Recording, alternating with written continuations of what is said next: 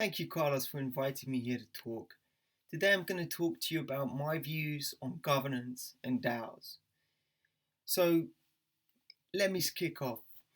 It's interesting that even if the Slockit DAO was high profile, it was presented as one of the first DAOs to be created. But in actual fact, in cryptocurrency, we already have had decentralized autonomous organizations. Bitcoin, as you're well aware, is the fully decentralized autonomous organization. Technology comes in waves, and so does nomenclature. DAO is just a newer word for an older thing. But DAO is certainly not a word that will go out of fashion. Most initial coin offerings, ICOs, happening today involve some form of participatory and or revenue share based model. For example, a typical ICO will involve a token where participants get a share of the network fees or transaction fees. So my piece on governance here is not about how best to maintain a DAO once set up, governance once created. In that instance, we would be talking about governance surrounding the Bitcoin protocol and how to update that protocol, or the distribution of funds in Dash at the end of the month. Here, what I am looking at is an earlier stage, and I am making an assumption. The assumption is that DAOs of the future will always start with some form of ICO. And there's a very simple reason why that's the case. You need funding first before you build the organization. And I suspect there are less people with funding and DAO ideas than there are DAO ideas with no funding. Zcash is a DAO that raised funding privately, so they could afford not to do an ICO pre-mine. They could allow naturally the coins to be generated, just in the same way that Bitcoin did in the very beginning.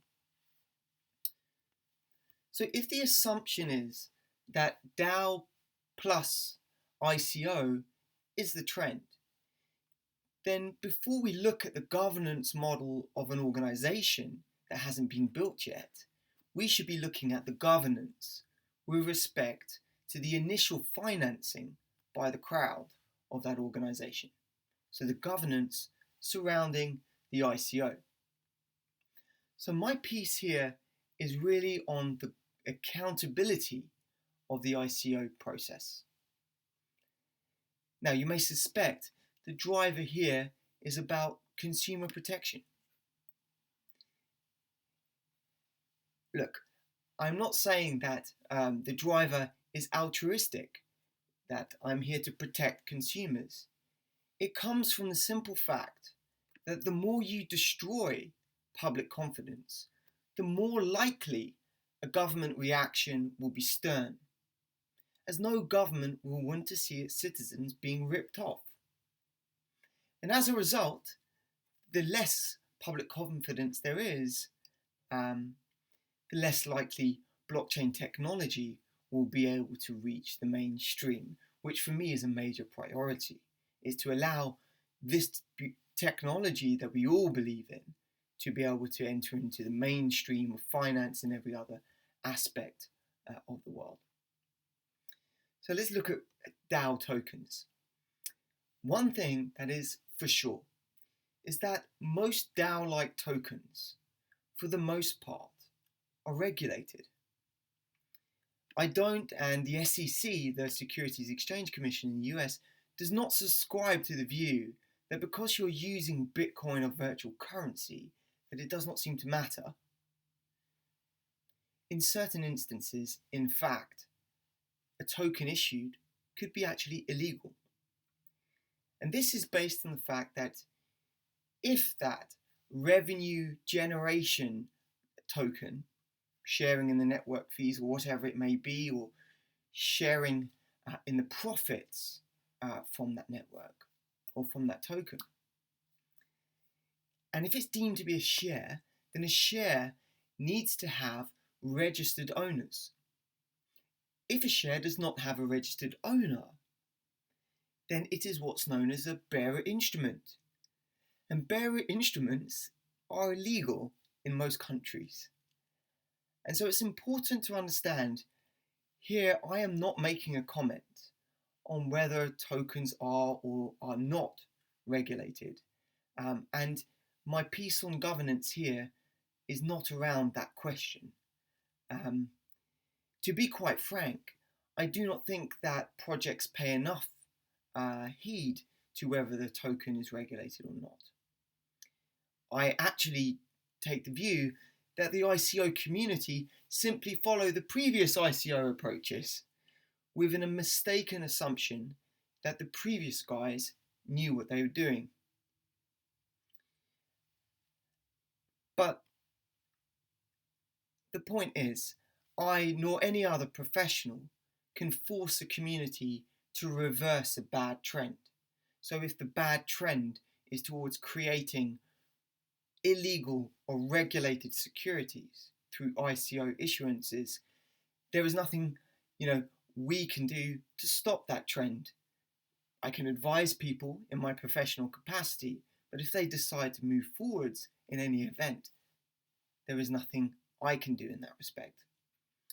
But one thing I think we can do is, rather than changing a trend, which that trend inevitably may well change once enforcement comes in, but rather than changing that trend, creating a new trend that has nothing to do with the token itself, but promotes good ICO governance. In effect, that ICO governance aims to protect the token holders from fraudsters and effective Ponzi schemes. Okay, it sounds as though I am the guardian of token holders, but it is my priority to ensure that consumers are protected. For the above reasons I've given, the main driver is, as I said, the less public confidence there is in cryptocurrencies, the less able it will be to enter the mainstream, which is a clear objective for myself. When I founded, with other people, the UK Digital Currency Association, we actually argued with the government that regulation was not necessary of cryptocurrencies, and in fact that the industry should come together to promote consumer protection standards. Now, I don't want to be cynical, but the industry hasn't taken really up that opportunity yet.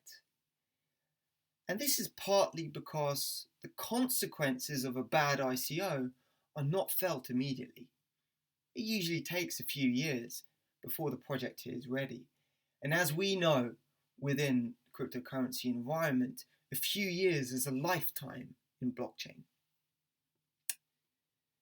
But what is clear, and you can't mistake the numbers, is that we have gone from somewhat 300 coins 3 years ago to about 800 now, last time I checked. And I'm not a mathematician, but that sounds to me like it's increasing in exponents. So with that in mind, and the prospect that DAOs will always involve an ICO, the priority, as I've said, is about ICO governance in a way to protect consumers. So let's look at the current problems with the ICO model. The first problem is accountability. Oftentimes founders say they will build a corporate structure once they have funding. Therefore, when it comes down to the actual ICO itself, the founder or promoter is left receiving bitcoins and ether into a wallet that they're controlling, and that there is no legal entity that the purchaser is buying the tokens from. This is a very dangerous precedent to set. For obvious reasons, I don't really need to explore why it's a bad idea for one person to have control over $10 million of revenue and for entering into a contract where there's no legal entity behind it. It's just a bad idea. Now, the second area is misrepresentation. Statements made by the founders are rarely verified by an independent source. Now, this leads, of course, to promises that are possibly unlikely to be fulfilled, at least in the way that they were presented. Now, this is a risk, of course, for the purchaser, but this is a clear risk for the founders. Because even if, let's say, they do not need to be regulated for what they're doing, or the activity or the security does not need to be registered in that situation, still, if they are making a representation to the public that the public are relying upon to enter into a contract with the issuer, then that representation has to be correct. If it is not correct, and if in fact there was an intent to mislead, then the founders themselves may be exposed to fraud claims. Now, we see that the trend really within ICOs is to outsource due diligence to the Reddit forum and the Slack forum. But you cannot replace standard due diligence for an issuance of any sort, whether it's shares or coins or whatever, to a Reddit and Slack forum. Cannot be replaced with standard due diligence. Slack and Reddit, Twitter and all the rest of it can supplement, not replace, standard due diligence expected. You need an independent third-party professional to do that job. Third point, liquidity of a token is a problem and a benefit. If you look at standard equity crowdfunding, it is done with illiquid shares. It means when you invest on a crowdfunding platform, well, you can't sell your shares the next day. For a retail investor, that is not actually a good thing, because a retail investor may not have the same disposable income as a VC investor.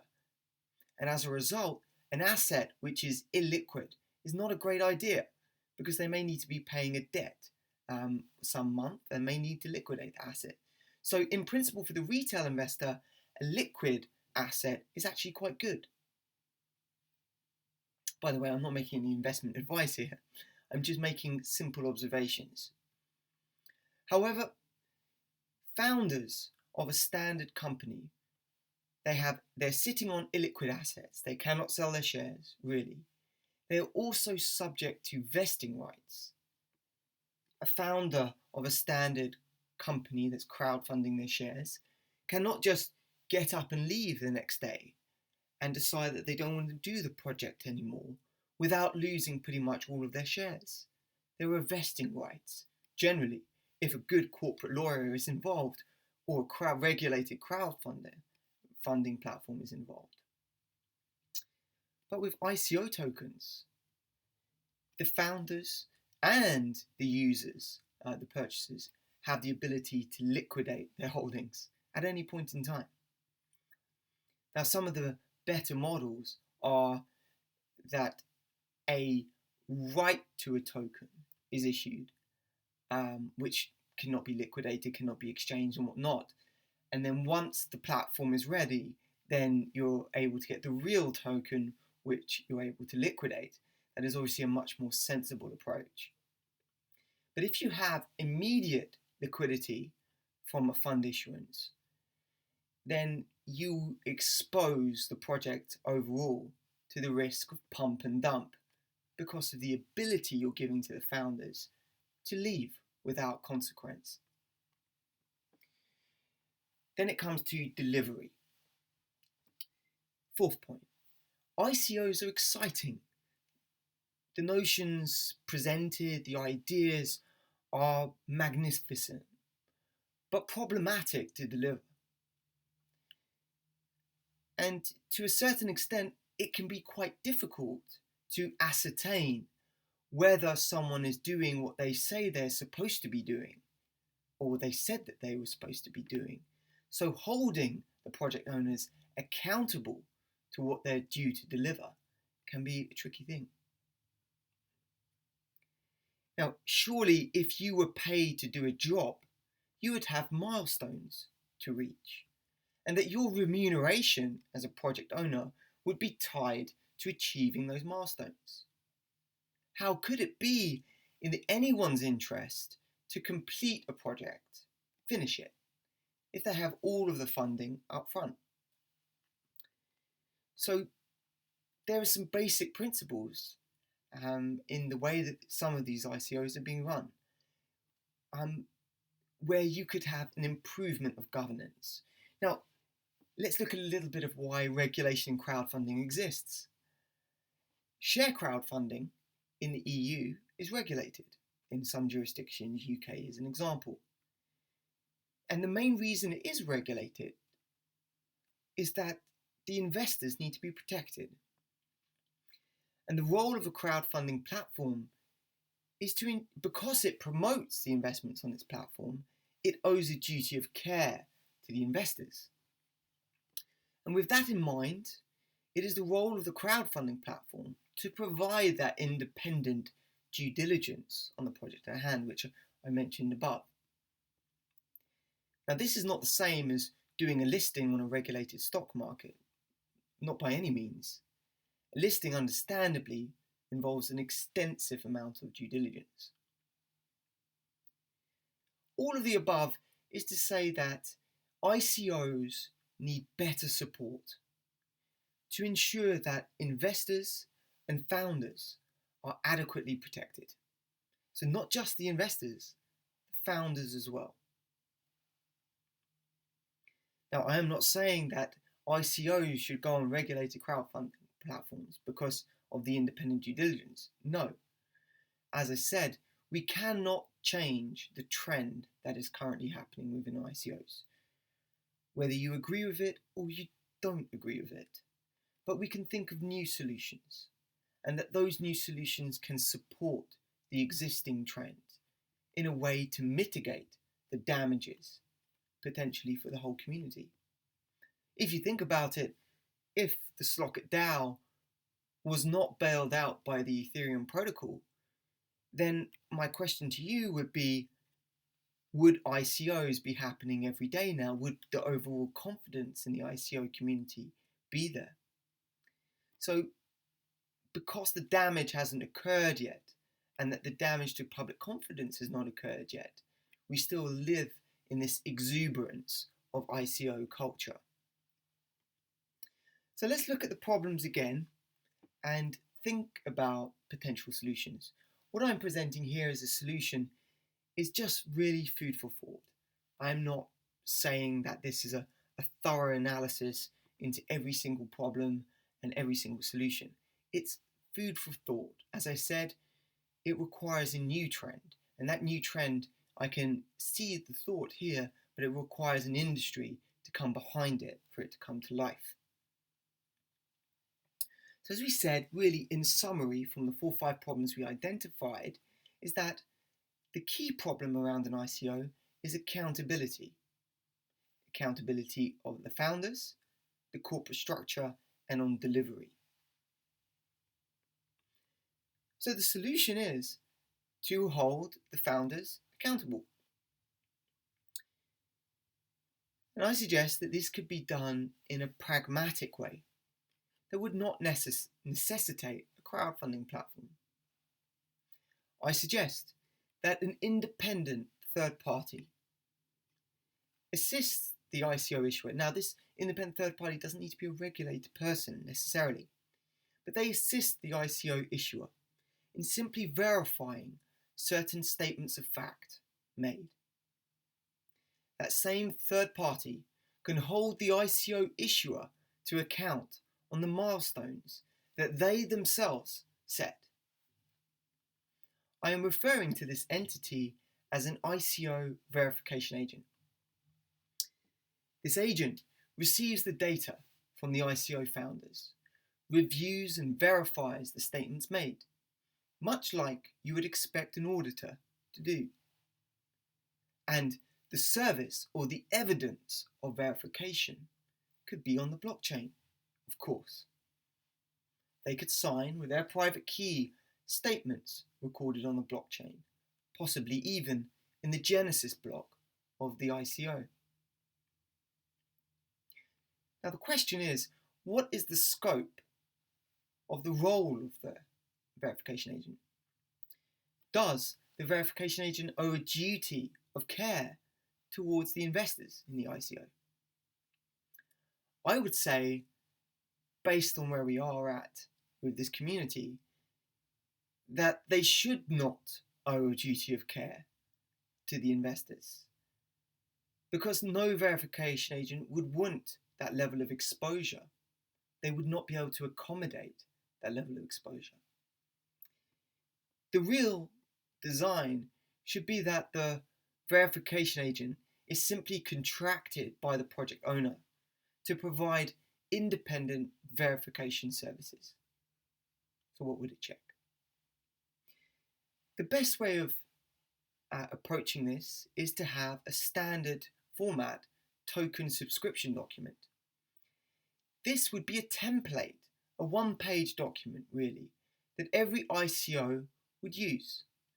And in that document, the most basic but essential details about the project would be in it. Who is behind the project?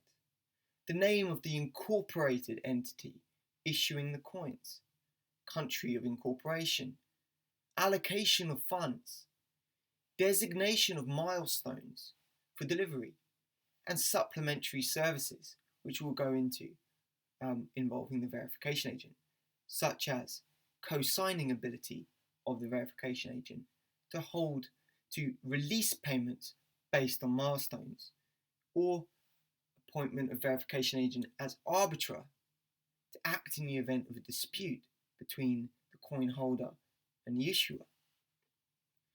Now, the verification agent, and this is key because, as mentioned before, a lot of these tokens actually fall foul of securities law, and it would not be feasible to imagine a verification agent to be involved in assessing whether a token is a security or not.